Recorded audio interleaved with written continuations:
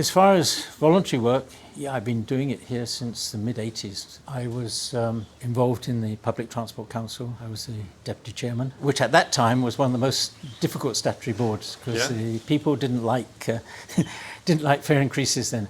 There's one recently this week. I haven't seen the uproar that we used to have 15 or so years ago. You know, every time we increased the fares. At one time we increased the feeder fares very little, but I had to go on talking point on TV for 1 hour to defend a minute increase in fare. It's the fare for public transport. Public transport. Yeah.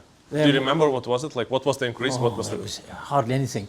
Like, then later on we had another increase where myself and the chairman, I was the deputy chairman, we had to sit up in Parliament, up in the middle of Parliament, where they had a two-day debate on the public transport fare increase. So we had to sit up there and listen to them debating our increase. Lee Kuan Yew came in and he kept on looking at me.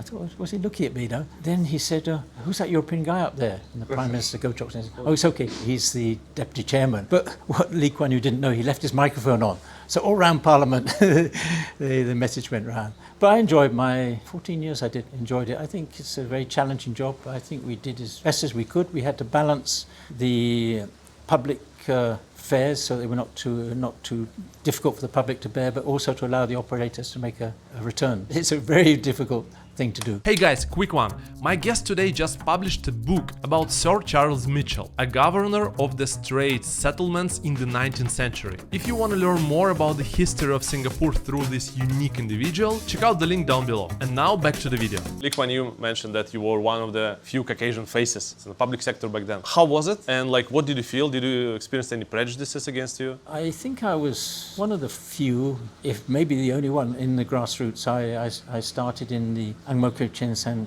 Community Development Council, then joined the Ulu Pandan CCC. And I was working with the grassroots, and people always said to me, well, do they object to having a Caucasian? Not in the slightest bit. I'd be sometimes in the National Day rally, I'd be the only white, a whole hall full of Asians, and there's one white man there. Of course, TV camera would always find me. So For sure. I'd always have to be very careful that I didn't sleep or anything like that. Yeah. But, I never noticed the colour of my skin. Honestly, all the time I was in the grass, I just felt the same as everybody else. And nobody never ever really sort of treated me as different. Which I thought was something interesting, because a lot of people thought that wouldn't be the case. A lot of these were Chinese educated people, but they were lovely people to work with. And I had a super time there. Funny story, the MP at the time in Ulu Pandan, actually it was Uvin Balakrishnan, he used to call me his secret weapon, because at 7 months dinners, where they have the fundraising things. So I'd go out, stand on the stage, say a few gamsias and a few Chinese words. All the money used to come in. The Ang Mo in Ang Mo Kio. I like this one. It's really corny. Yeah. People would ask, do you ever regret moving here permanently? No, I don't. No regret? None at all. No. But for you, it's like the second step, so you became Singaporean. Yes. Can you guide me through this, how you came up with this decision, and what was the process back then? I got my PR first. We actually bought a landed property with a PR. After a while, I decided, look, I'm going to be here for life. This is where they will bury me. And I felt that maybe by being a Singaporean, I could contribute more to Singapore.